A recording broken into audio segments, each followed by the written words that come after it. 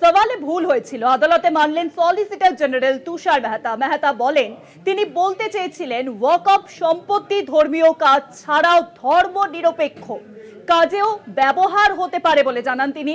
আবার হিন্দুদের দান সংক্রান্ত বোধগুলি ধর্মীয় ও সেবামূলক উভয় কাজেই করতে পারে।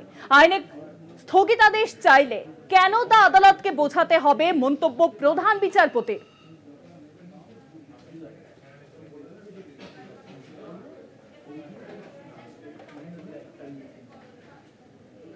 ওয়াকফ সম্পত্তি ধর্মীয় কাজ ছাড়াও ধর্মনিরপেক্ষ কাজেও ব্যবহার হতে পারে বললেন সলিসিটর জেনারেল তুষার মেহতা।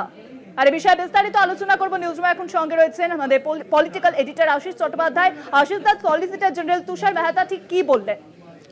দেখো, তুষার মেহতা ভারতের সলিসিটর জেনারেল, তিনি আজকে প্রকৃতপক্ষে আদালতে ক্ষমা চেয়েছেন।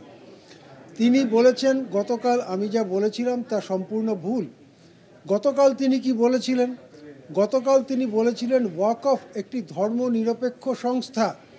আর এই কথা বলার পরে এ নিয়ে সারা দেশে আলোড়ন পড়ে যায়, কেননা ভারতের সংবিধান অনুযায়ী বিভিন্ন ধর্মবিশ্বাসী মানুষ তাদের ধর্মাচরণ এবং ধর্মীয় কাজের জন্য বা ধর্মীয় বিশ্বাসী লোকেদের দান দ্বারা তৈরি বিভিন্ন সম্পত্তি, সেগুলো সেই ধর্মীয় মানুষদেরই রক্ষণাবেক্ষণ করার অধিকার সংবিধানে স্বীকৃত হয়েছে। এইভাবেই হিন্দুদের ক্ষেত্রে নানা দেবোত্তর সম্পত্তি, মন্দিরের সম্পত্তি, ট্রাস্ট, আবার মুসলিমদের ক্ষেত্রে ওয়াকফ এবং জৈন খ্রিস্টানদের ক্ষেত্রে, শিখদের ক্ষেত্রে এই একই ধরনের প্রতিষ্ঠান তাদের ধর্মীয় সম্পত্তি রক্ষা করে এবং সেটাকে কিছুতেই ধর্মনিরপেক্ষ বলা যায় না। ধর্মনিরপেক্ষ মানে হচ্ছে কোনো সম্পত্তিতে সব ধর্মের মানুষের সমান অধিকার, সেটা তো কখনোই ওয়াকফ হতে পারে না। এই কথাই গতকাল তুষার মেহতা বলেছিলেন, জানিয়ে যথেষ্ট আলোড়ন পড়ে। আজকে তুষার মেহতা বলেছেন যে আমার বলতে ভুল হয়েছিল, ওয়াকফ ধর্মনিরপেক্ষ এই কথাটি বলা আমার ভুল হয়েছিল। আমি বলতে চেয়েছিলাম ওয়াকফ সম্পত্তি ধর্মীয় কারণে এবং অন্যান্য কারণেও, সেবামূলক বা অন্যান্য কারণেও ব্যবহার করা হয়, এই কথা বলেছিলাম। সেটা তো ঠিকই কথা।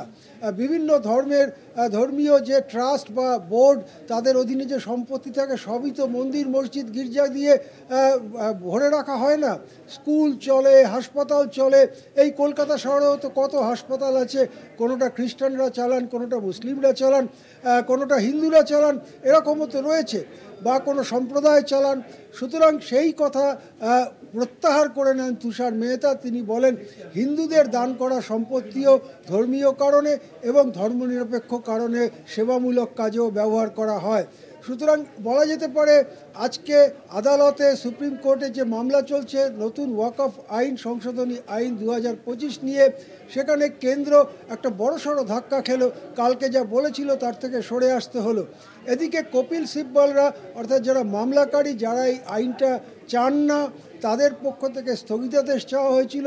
সেখানে প্রধান বিচারপতি বলেন স্থগিতাদেশ চাওয়াটা একটা অত্যন্ত গুরুত্বপূর্ণ ব্যাপার।